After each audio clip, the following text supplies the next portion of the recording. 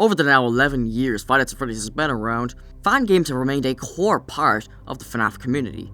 Games such as Five Nights at Treasure Island, The Return to Freddy's, and Day Shift to Freddy's remain cult classics beloved by all within the community. Despite this, that doesn't mean all of these games are without flaw or controversy, of course. There is development trouble, burnout, and hardware loss, but then there's the bigger controversies, ones that can completely affect how people look at certain FNAF fan games.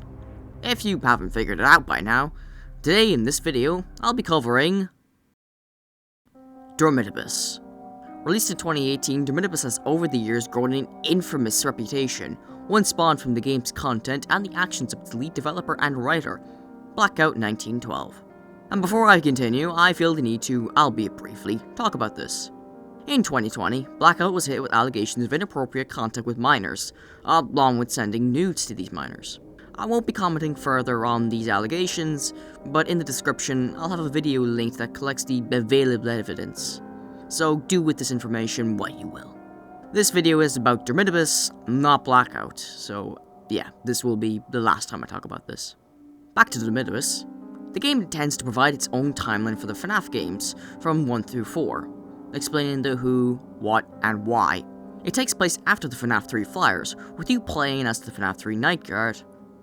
After your death, you end up in a purgatory, which is inhabited by the spirits of people killed within Freddy's. I won't go too in-depth on the story for now, so just bear with me, and we'll get there. Now, with that out of the way, I think we can get started with Night 1.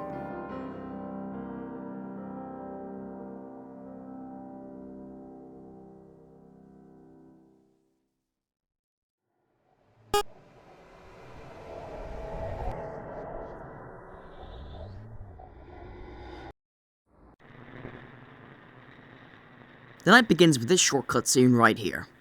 Like I said earlier, I'll explain the lore and story later, so just keep this screen in the back of your head. Once the cutscene ends, we're loaded into our office. Now I'm going to quickly explain this office because there's a little more here than in other FNAF fan games. We're currently sitting on one side of a table, and looking left and right, we can spot two other entryways into our office.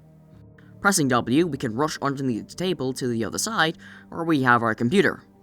We can still look left or right, of course, but because we're turned around now, things are now flipped. Left is right, and right is left. Keep that in mind when I'm talking about left and right, as I'll be talking about it from the monitor side perspective, since that's where we'll be most of the time. We can also look up at the ceiling and look behind us at a window. Some characters in the game will be at either spot, but I'll discuss them as they come around in later nights. Next is our camera system. Pressing the control key turns the monitor on and off. Unlike other FNAF fan games, rather than just a simple map in the corner, you have this draggable window, which has the map which you'll need to minimize in order to see the room. Some find this system annoying, which I can kinda see and understand, but after a bit, it is actually quite intuitive and pretty smooth to use. Now that controls have been discussed, I want to quickly discuss the actual visual quality of the game. It's not the greatest. The modeling and texturing is quite rough around the edges. It's just pretty bad. Especially around the office. It definitely seems they wanted to try and have the office look burned and charred, but their execution of this was rather poor. It certainly isn't the worst, as most everything is still pretty readable and suits the setting, but still. Like most FNAF fan games, we also get a phone call. Hello? Hello? It appears I found you. This is Peter, and he'll be our guide throughout this experience. He, of course, tells us the obvious. You're dead, John. And we also get a name for our character, John. Peter lets us know that we're in danger, telling us about the spirits who would likely be hostile to you. Thankfully, they operate on a daily cycle, so we'll only need to survive till 7 AM until they leave us alone for the moment. Peter also tells us to grab this tape in our office. This little one right here. These audio tapes are gonna be important, as they pretty much explain all the lore of the game, which again, I'll cover later. They'll appear in a camera every night, and you'll need to click on them when you see them. They can be a little finicky, so don't worry. Now, about tonight's threat. Thankfully, there's only one. That being Havoc Freddy, and his mechanic is incredibly simple. He'll start near the top of the map and slowly make his way to your left door, making this sound cue. Once he's there, you gotta rush to the other side of the office, at which point Havoc Freddy will wander off, making another sound cue. As for his design and model, it's a little eh. Overall, all the models in this game are certainly better made than the environments in my opinion, but not by much. I won't really comment much on their model quality either way, as while Dermitibus did release in 2018, a fair few of the models seem to date back to around 2015 to 2016. Considering the fan games that were released in that time, Dormitabis certainly fits in that era, so I won't comment much further on that. But as for design itself, Havoc Freddy is fine. There's enough of Freddy there to recognize it's him, but the random endo arms that jut out are kinda weird. I do like some of the renders though. They usually have him sort of limp on the floor or clinging onto the walls, sort of like Mangle, so it sort of makes good enough sense for his model. But then there's his extra animation. It kinda looks like he's squatting down to take a shit. And his jump scare, I think it's slow. Not the worst, but it is a little odd that he seems to be hanging from the ceiling. Either way, it's a fine model, but I think some tweaks could be needed. Overall, Night 1 is insanely simple. You don't even really need to do much of anything. Once you grab the tape, you can just sit on the other side of the office and Havoc Freddy can't actually kill you. I do think another animatronic or two could have been used tonight in order to actually, get the player to be doing stuff. But then again, I do suppose easy nights are sort of needed in order to ease the player into the map and whatnot. With the tape collected, and 7 AM achieved, we can finally move on to Night 2.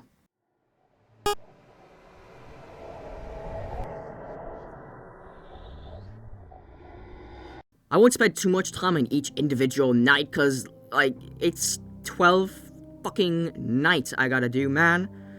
So I'll just summarize the important bits from Peter's calls. Tonight, Peter calls us, finally getting the time to tell us why these spirits are coming after us.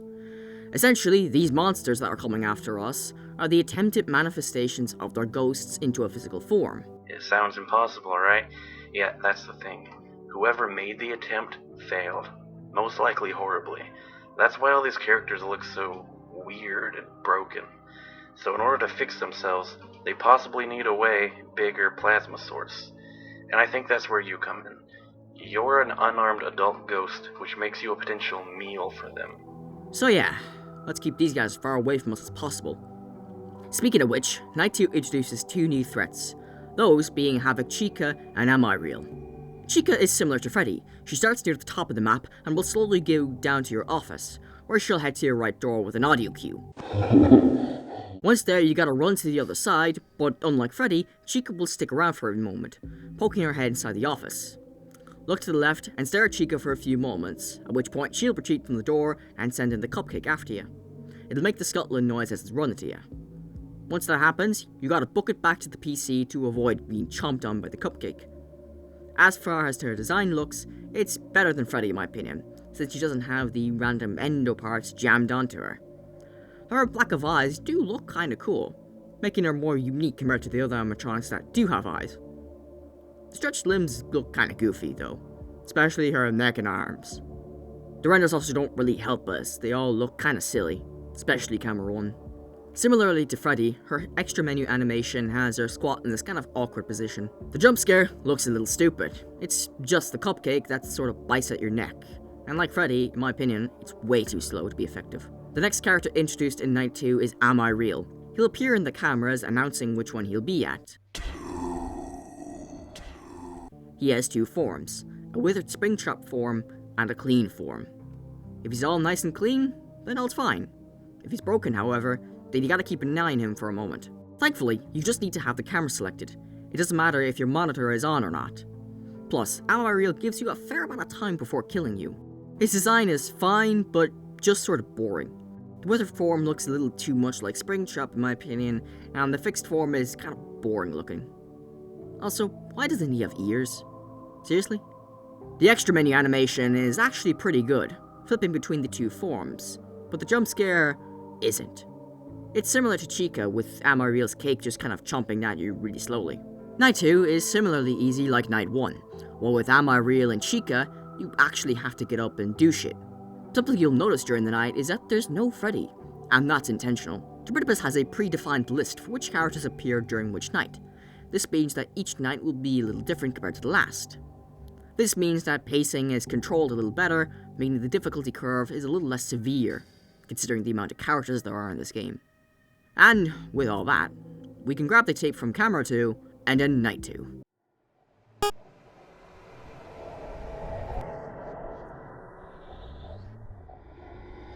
Peter calls us again. This one's real short, pretty much just warning us of a new enemy. Now there's this big mess of parts and stuff that has appeared only after you first arrived. It appears to have lamps in it, and for some reason, it's full of sharp teeth. It looks like something straight off a goddamn horror attraction, to be honest. Huh. Sounds freaky. Gotta keep an eye out. This is Soul Cage. As Peter described, it's assembled of all the empty animatronic heads from Fazbear's Frights. And it certainly has sharp teeth. It'll roam throughout the place, gathering its heads before coming straight for your office. And after giving us a quick heart attack, it'll scuttle off onto the ceiling. You'll have to look up and stare at it for a few moments. Its design is something I like in concept, but less in execution. So much of it just kinda looks goofy. I like the idea of all the empty animatronic heads fused together, but it's done so awkwardly. Foxy is just sort of slapped on top of Bonnie, and Freddy is like this big tumor with his torso jutting out of Bonnie. The feet are also so fucking dumb. It looks like the Clawsma claw machine, for crying out loud. I do like the render of it on the ceiling. Simple, but seeing all those heads up there, bearing their sharp teeth, is pretty creepy looking. And the door jump scare is still pretty effective even after a dozen times or so. Not the worst, but I think it misses a fair bit of potential. The extra animation is also sort of silly. Its little hops are so adorable. The jump scare animation is alright, but it also has these weird hands that are also seen in its camera renders. I don't really understand why these are here, they just look weird. Like they're edited in or something. Night 3 also introduces Molten Evil. Another simple character, they'll sometimes appear in your office. After a moment, they'll cause this effect on your screen, and once that happens, you gotta quickly look up at the ceiling. After a moment, they'll leave. As for design, it's simple. It's basically Shadow Bonnie from FNAF 2, but they're leaking around the eyes and face and bow tie. The white on it, I think, actually glows quite nicely against the black body. A simple design, but it's pretty good. The lack of animations while in the office, or the lack of a render for when you're on the opposite side of the computer, is a little lazy though. The jump scare is also pretty cool though. Very reminiscent of Nightmare or Nightmare On. Night 3 begins to bring a fair bit of difficulty, but it's all still rather calm. The 4 animatronics present tonight come together to make sure you're always paying attention. You'll have noticed that a lot of the animatronics have some sort of sound cue. This ties into a general point I want to talk about Dormitabis' gameplay, that being that this game rewards quick thinking, being able to multitask, and prioritize certain animatronics.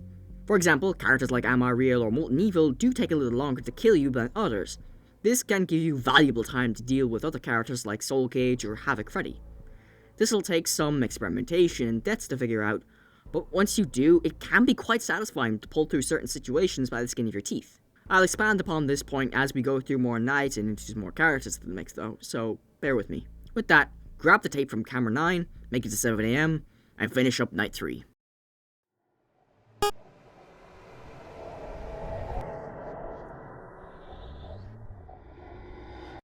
Another short call, and Peter seems to have something good to say this time. The good news is that I pretty much got the plan figured out. Nice. And the bad news is that there's going to be another character around tonight. Oh yeah. Tonight's enemy finally gives us a use for the window. I mean, sure, Freddy likes to smack on it when he's close to let us know our car's extended warranty is out, but still, this threat is...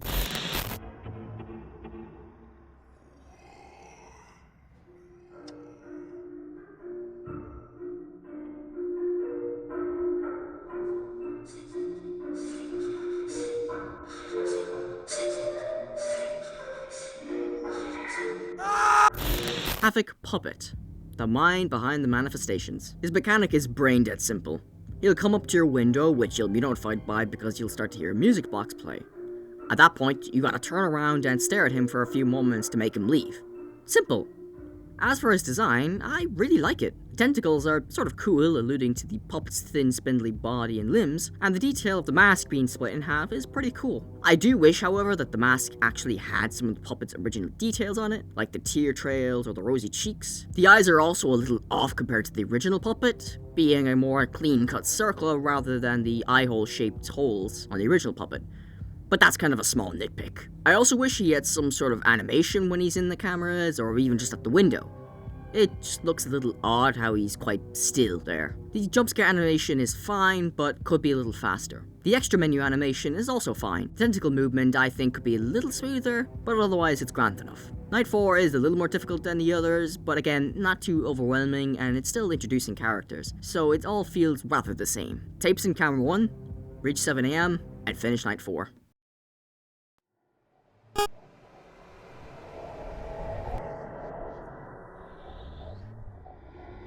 Night 5, halfway through. Tonight is gonna be tough, and Peter wastes no time telling us of a new threat. Alright, so I really need to hurry. They're moving really fast tonight. You know that new enemy I mentioned? It's me.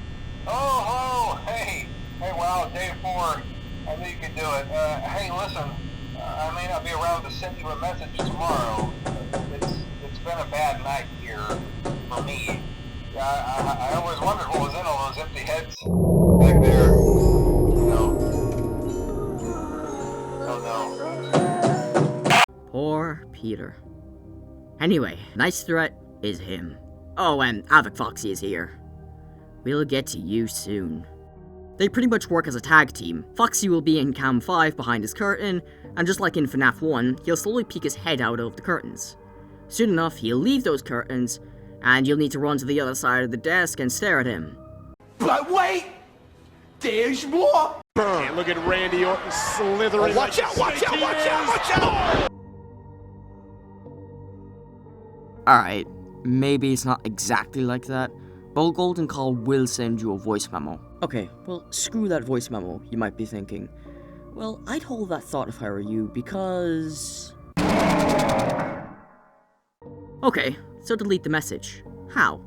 Well, it's simple. The client is asking for a password to delete the voice memo. To get the password, you look at camera 5. You'll spot Foxy's out of order sign hung up in front of the camera. This sign will usually contain some sort of phrase mocking the player. You simply gotta select the longest line here, these are case sensitive by the way, and enter that into the client. Once the message is deleted, Golden Call fucks off, and you can deal with Havoc Foxy. You can already see where this creates problems. These two are a tricky combo, but not impossible. You do have some time to enter the password, a little longer than you may think, and you do also have a bit of time between entering the password and getting to the other side. But when you involve others, that's when it can get challenging, especially Havoc Chica. But it never really personally felt unfair. Like said earlier, you're given just enough time to deal with them if you're smart, and there's not much in the way of unfair RNG to fuck you over, so if you're persistent, you'll make it through. Now, for their designs. I'll start with Golden Call. It's good. An interesting take on the FNAF 1 death screen that also ties into the game's lore. Freddy is also just a good design in general that they follow well here. No random Mendo bits jutting out or weird proportions. The gore is a little much, especially around the mouth, but in my opinion, it's a pretty damn good design. His renders on the cameras are also pretty good, usually having him staring down the camera more intently than the other characters. I also like the extra menu animation and the jump scare animation. Both are pretty good. I like the way the jump scare is underneath the table, a different environment compared to everywhere else. Golden Call even has a unique jump scare sound similar to FNAF 1 Golden Freddy. But then there's Foxy. Foxy, I hate it. The thing cannot move. It just can't. Fucking look at it. Look at the way it walks on its fucking hook.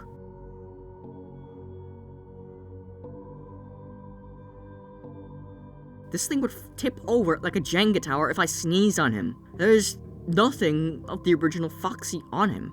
There's the head, which even then it's torn to bits, and the crappy hook he has for a foot. It all just kinda sucks in general. And his animation in camera 3 and his jumpscare animation are all quite terrible. Night 5 changes the game. With the introduction of Havoc Foxy and Golden Call, it means you'll always need to be prepared to take him on during the nights, which can certainly be quite stressful. You'll probably die once or twice to find a good order to tackle certain animatronic combos, all the while having to keep an ear out for Amarillo callouts and whoever else may be coming. It's a little stressful for the first time, but you'll be fine. Anyways, tapes in camera 3.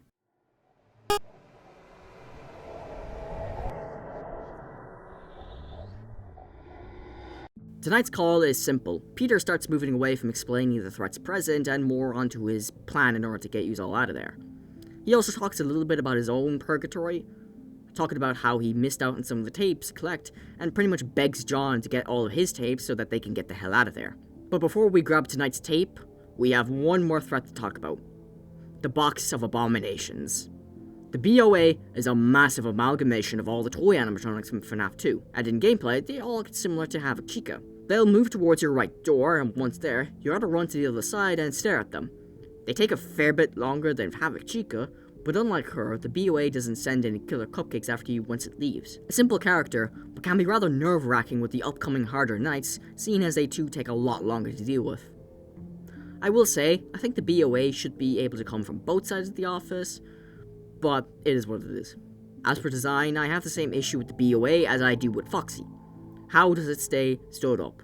Look at those legs, it should just topple over. Also, barring the heads, there isn't really much of the toy animatronics there. I think there should be some other toy parts on there to sort of fill out the endoskeleton body, and I think the heads should be more obviously burned and melted, considering they were in the fire in FNAF 3. One thing I do like about their design is their usage in some of the renders, particularly this one in Camera 9 and the renders in the office. Despite my problems with their balance, their massive size is somewhat intimidating, especially we see the render in the right door here. It's somewhat intimidating seeing all those eyes staring right into you, considering how wide they are and how they're clearly having trouble fitting in through the door, grabbing the frame in order to keep balance. Night 6 gives you a small break from Golden Call and Foxy, thank goodness, but you do need to be wary of the BOA, as their lengthening time investment can be a run killer in harder nights, so you'll have to be smart when choosing to deal with them. Again though, that's for later nights. Night 6 itself is fine enough to deal with. With the BOA dealt with, we grab the tape from camera 4 and move on to Night 7.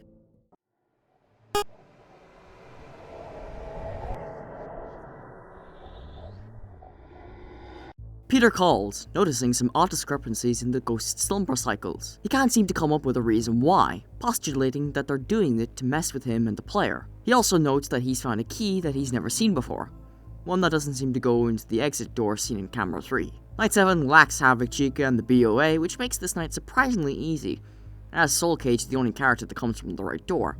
But this is semi-balanced by the return of Havoc, Foxy, and Golden Call. I also want to point out that with the introduction of characters like the BOA and Havoc, Foxy, Golden Call, Molten Evil can begin to become quite a problem, as while he does take a while to kill you, the plasma effect on screen can become quite disorienting if he's not dealt with quickly. So keep that in mind for this and later nights.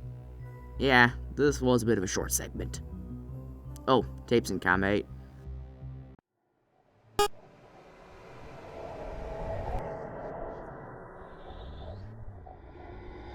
Night 8's call is rather worrying, but there is also some interesting news. Peter has found a second key like the one he found in the previous night. He's also possibly found a reason as to why the animatronic sleep patterns have been disturbed. Oh, and I think I figured out what causes these differences in their slumber cycles. There's been something here. It came here with you. It's been hiding, but sometimes I think I've seen a glimpse of it. I think I must have just marked it off as am I real, since their costume texture appears to be really similar, but it's not him. I noticed that it makes way louder footsteps than am I real, so what I'm guessing is that this is something really, really big, and that these loud footsteps are interrupting the ghost's slumber cycle. We should keep an eye out, just in case. Night 8 is, in my opinion, harder than Night 9. This is mostly because of Havoc Chica and the BOA.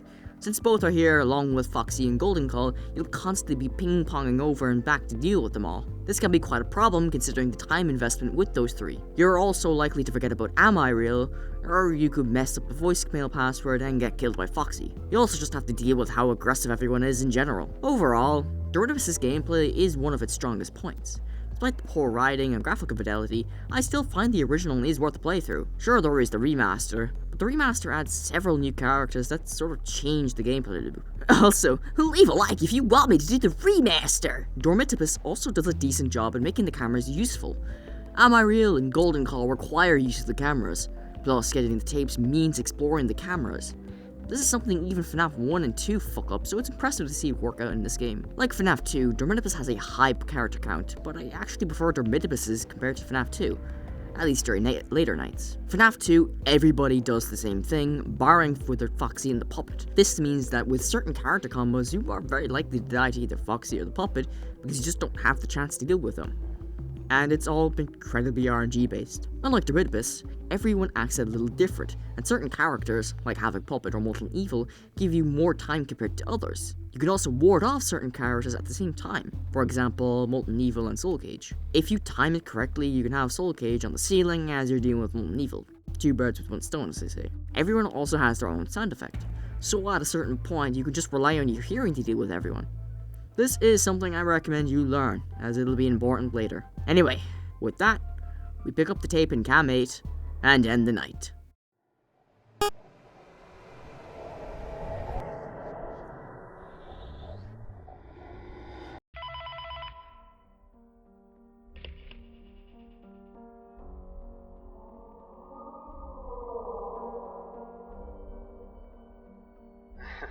We're done for.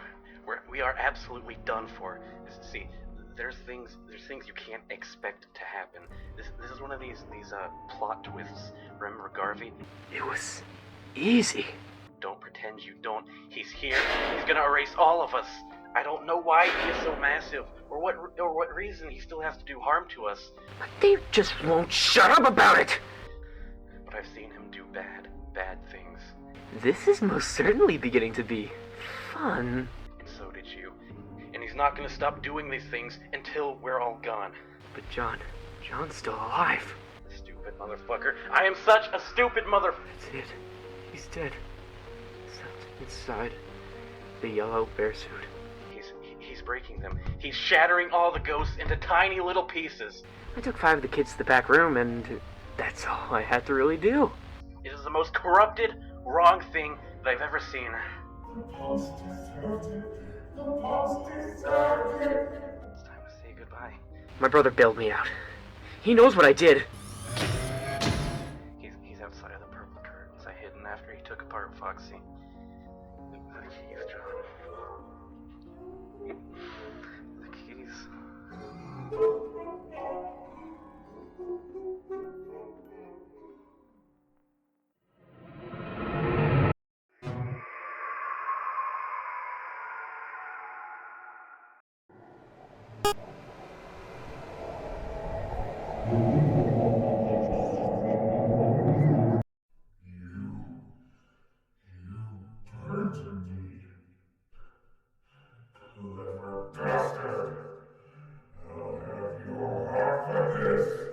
Night 10 is a hard night. I'll kill you, and I'll come back.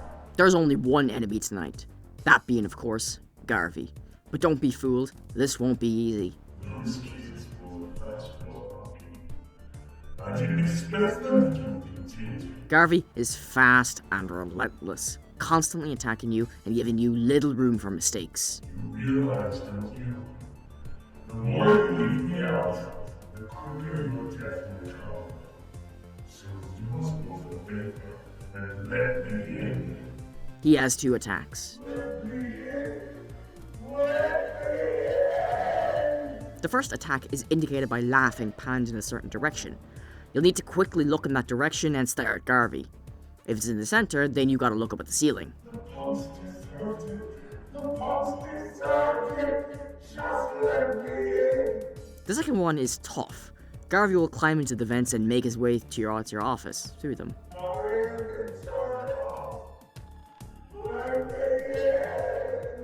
You gotta click on that vent in order to close it, and then book it to the other side and look in the direction he's coming.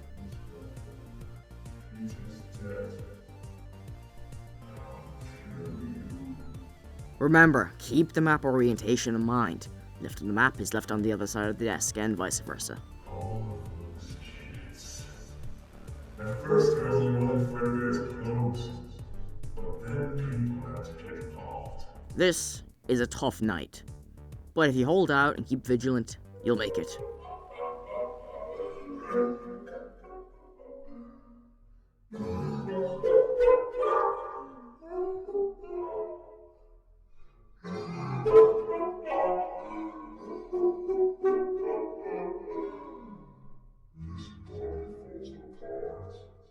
Make yourselves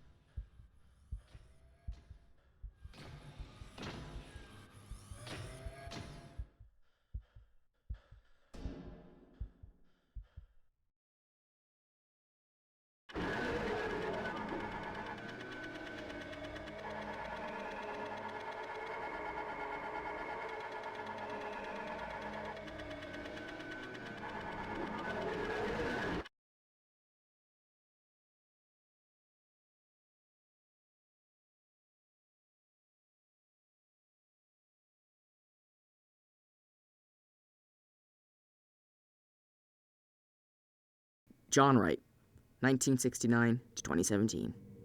And that's the bad ending. Now you can't actually do anything to change the outcome. Pressing space here doesn't actually do anything in that cutscene. But despite that, we're not actually done yet. Oh, make sure to grab the tape in camera 5.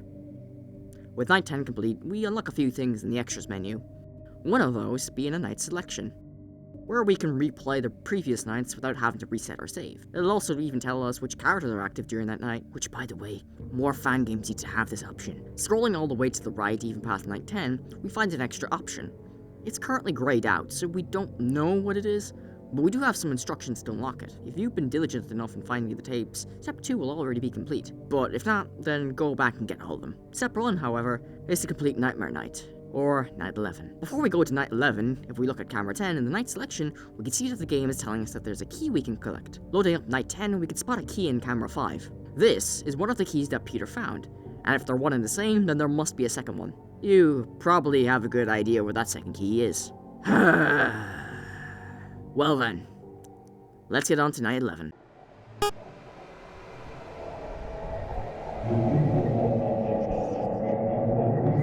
All bets are off tonight, because everyone is active. And yes, that means everyone. Night 11 is probably the hardest night here. It's a real test of skill that'll likely take you a few tries, but I'm gonna give you some tips to help you out. 1. Never forget Am I Real? If you miss track of what camera he's in, you're fucked. 2. If Foxy and Chica come up to you at the same time, deal with Foxy first. Chica will give you enough time, but her cupcake doesn't. 3. Molten Evil and the Puppet are probably the most generous when it comes to time, so abuse it to take care of the others. 4. Check your right door constantly. With both Soul Cage and the BOA on the prowl, and because they use the same door creaking noise, you'll need to check it in order to confirm which it is and how to react. 5. Always try to take care of as many threats as possible. Leave the cam on Am I Real when you're running over to deal with Foxy or Chica. Trigger the Soul Cage jump scare when Molten Evil shows up to get rid of both. 6. Don't give up. This night is tough, but it ain't ever unfair. Once 5 AM comes around, Garvey will appear again, even having some new dialogue. The transition is a little janky though, as the game will do a cut to black before teleporting you to the other side of the desk as though you were starting a new night. So be prepared for that when you're doing this night. Night 11 is also where you'll find the second key. It'll be in camera 8. And with that, I bid you good luck. With Night 11 complete, there's only one more step, and that is to listen to tape 10.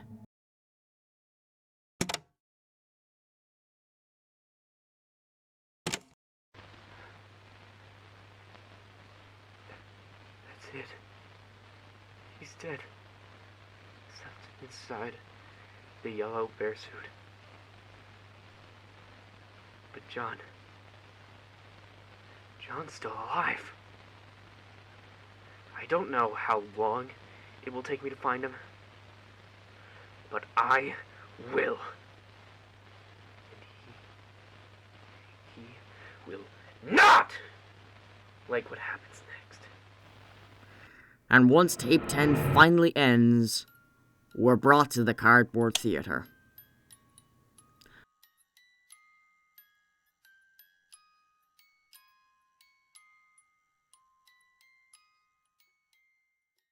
Cardboard Theater is bullshit. You play as Garvey in this, going about committing all of his crimes as outlined in the tapes, which I think is actually pretty cool. Unique concept, but a few things. The controls. A and D to move left and right, Control lets you crouch, and Shift lets you sprint in certain sections. All simple controls, but I find using them feels sluggish and awkward at times. The layout.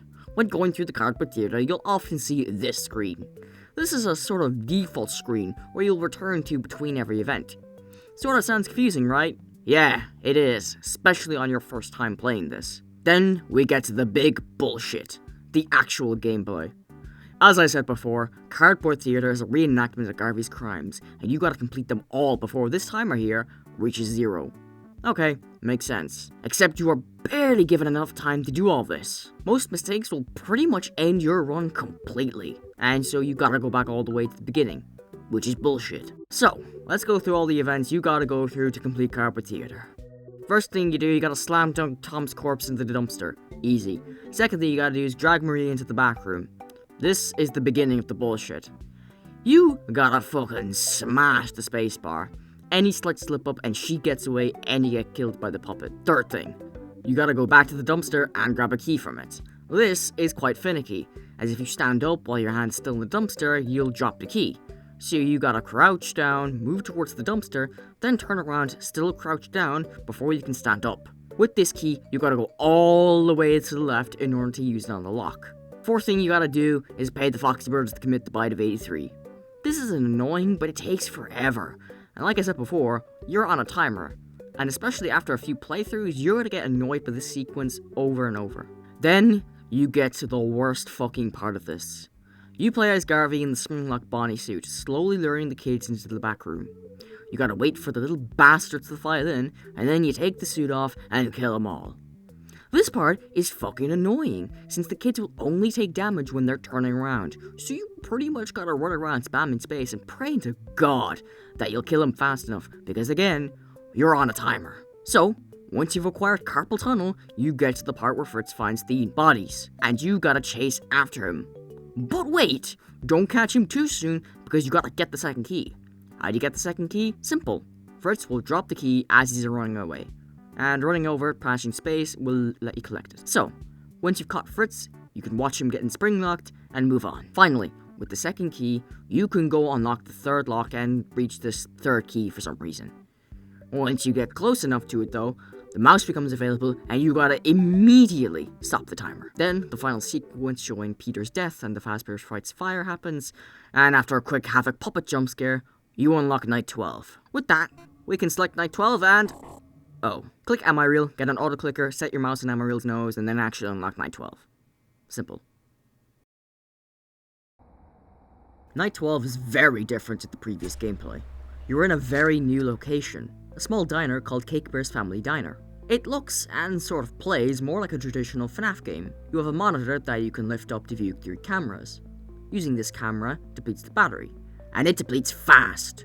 When it runs out of battery, it'll shut down, and won't be available to use until it's fully charged. Thankfully, it'll recharge when you put it down, and you'll want to do so because of tonight's threats. The first threat is Cake Bear. He'll start right in front of you. Yup, thankfully, when he activates, he'll decide to go outside for a smoke break, but upon coming back, he'll come right up to you. If you don't have the cam up when he's at his closest, he'll kill you. Simple. The second threat is the puppet. His purpose is to keep you using the cameras. He'll appear in one of the cameras, and if you don't look at him,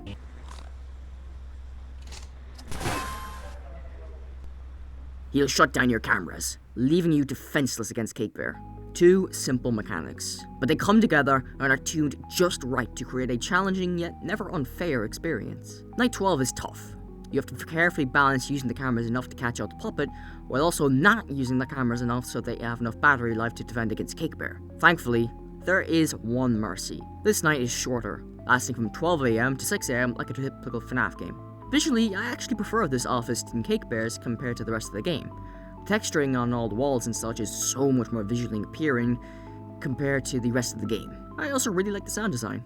Unlike the creepy, supernatural ambience and background noise, you have a more grounded soundscape, such as cars passing or rainfall. It makes Night 12 very different, but it also gives it a certain feeling of finality. The only time things get sort of loud is at 5 AM, when the jukebox over there turns on and starts to slowly play some music, slowly getting more and more loud and intense until 6 AM when...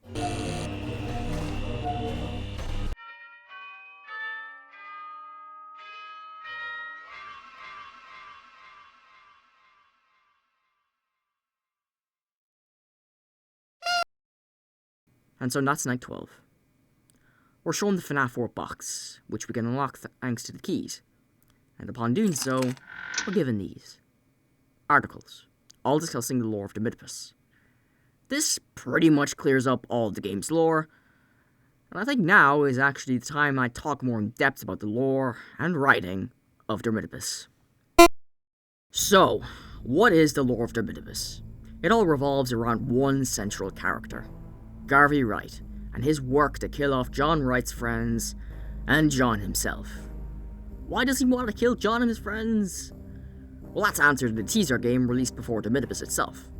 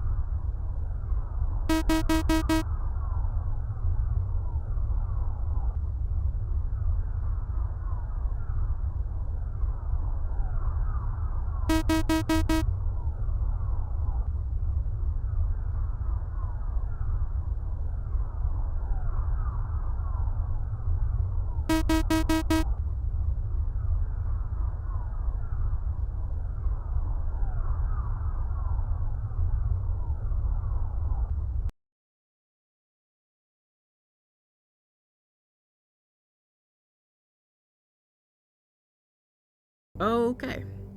That's fucking dumb. And really childish. And petty. And if that was its goal, to paint Garvey as pathetic, then I guess it succeeded. But I feel there could have been a little more. After that, Garvey records his first tape. It simply talks about how he's being bullied, and how what he's about to do isn't his fault. It also implies that he's done this before, but this is never elaborated on. Tape 2 goes into Garvey's first victim, Tom. Spirit who becomes the puppet. Garvey talks about his kidnapping and murder of Tom, feeling ecstatic at how easy it was to kill Tom. He then states that he threw the body into the dumpster outside of Cake Bear's location, and muses about how John and his friends don't know what's coming. This tape is actually covering the FNAF 2 Take Cake minigame, and you can see Tom's corpse in Night 12. Tape 3. Garvey talks about a girl whom he grabbed and assaulted in the back room of Fredbear's. This girl is Maria, and is the spirit who goes on to possess Chica. This part of the story, it's fucked. It's purely just shock material made to be shocking. Having Garvey sexually assault Maria doesn't do anything to advance the plot. It's not a commentary on the act and its effects on the victim. It's just blatant shock. Meant to make you hate Garvey, when really it was never needed. Garvey is plenty hateable purely because of all of his other actions in the tapes. His motivations and his dialogue in Night 10 paint a very hateable character that you can easily root against. Moving on, Garvey talks about the bite of 83 in Tape 4, expressing surprise at how simple it was to bribe the Foxy brother with $5. Oh my god, incredible! It took $5 to make a teen put his little brother into the mouth of the Fredbear suit. All the blood. It was wonderful. The sound of the cracking skull made me chuckle quite a bit. Now, Fredbear's is definitely going down. Tape 5 documents the 5 missing children of Freddy's. Garvey, likely using the Springlock Bonnie suit, lured 5 kids into the back room and killed them all, stuffing their bodies into the animatronics. Alright, simple, but there's a bit of an oddity here. So, Tom dies, becomes the puppet, Maria dies, becomes Chica. Bite Kid is assumed to be Golden Freddy. That leaves us with Freddy, Bonnie, and Foxy as the only eligible suits to be used. But here, Garvey kills 5 children. 3 obviously go into Freddy, Bonnie, and Foxy, so then where do the corpses of the other 2 go? I don't know. Tape 6 documents complaints Freddy's is getting because of the nasty smell coming from the animatronics. This obviously referencing the FNAF 1 articles. Garvey seems almost excited for when the corpses are going to be found eventually. Tape 7. 5 more kids killed. These are the kids that end up possessing the toy animatronics. Now, the articles were covered in the good ending. The 4th one, which is dated to 1995, talks about Freddy's being closed after 4 bodies were found in the suits. In Tape 7, which takes place in 1987, Garvey expresses his worries over Fritz Smith, the night guard in Night 7 of FNAF 2. Fritz recently investigated the parts and service room, yet didn't seem to find anything, and Garvey is pretty relieved about that. Tape 8 describes how Fritz Smith found the bodies. Uh-oh! And how Garvey had to knock him out, shove him in the Cake Bear suit, and leave him in the crawl space under parts and service in order to kill him. This part makes very little sense. The articles describe at least 4 bodies being found in the animatronics. What? Did they fucking leave him in the suits or something? And even the article makes no sense, because the 3rd article describes Maria's body being found. So should have there been 3 bodies found in Freddy, Bonnie, and Foxy? Plus, Garvey's reaction is so strange. Why is he excited for the bodies to be found in tape 6, yet completely changes his tune in tape 7? Getting worried about the bodies that aren't even there. And genuinely, this could have been solved if Fritz just found the bodies in the toys instead of the Wizards. Garvey also points out that all of John's friends are dead, and that John is the only one left. John Wright, who is the younger brother of Garvey. So how didn't Garvey kill John? Sure, in 1987 when this tape was recorded, John would have been around 18, so it's possible he just wasn't around. But why not make that point a little more explicit? Why is John gone? Is John aware of what Garvey has done? If so, why hasn't he done anything or said anything? These are questions that the game just doesn't provide a satisfying answer for. Anyway, tape 9. It's been 11 years since Garvey began. Yet, after a recent arrest, Peter Wright, who at this point was never mentioned by Garvey once, yeah, that Peter, bails Garvey out of jail. Garvey makes the simple point that he knows what he did, and Peter never said anything? Was this a recent development? Hard to say. Either way, Garvey contemplates killing Peter, remarking that he didn't want this to go as far as killing family, which completely contradicts Garvey's plan to kill John. Tape 10. Peter is dead. His corpse stuffed into the Fredbear suit. This, obviously a reference to Phone Guy's death in FNAF 1. Garvey vows to kill John, stating that he'll do whatever it takes to find. After this, Garvey destroys the suits and dies in the Spring Bonnie suit that's seen in the FNAF 3 beginning games, which are canon to Dermitibus. He becomes Springtrap, and question: why does Garvey destroy the suits? Is he aware that they're alive? Is it to dispose of the evidence? Who the hell knows? John signs up to become the Night Guard of Fazbear's Frights. Again, the why is never answered, which is rather disappointing. FNAF 3 happens, which leads to the fire, and John ended up in purgatory. Overall, the writing is sloppy to say the least. There's a fair few plot inconsistencies, and moments where I think to myself, well, that was stupid. Even without the elephant in the room, Dormitabis' writing is just meh. Garvey is someone written to be hated, that's kind of obvious.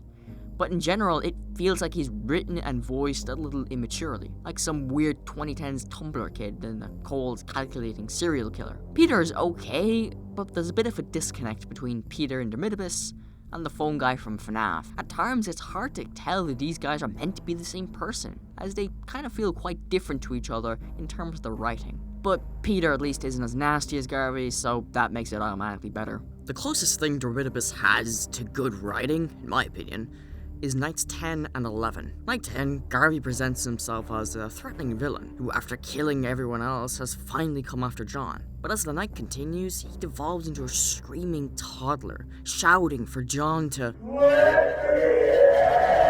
over and over, even tries to justify his actions. And despite it all, denies his death, even has his victims drag him to hell in Night 11. No! Get your hands off of me! I'm not leaving! I'm not dying! No!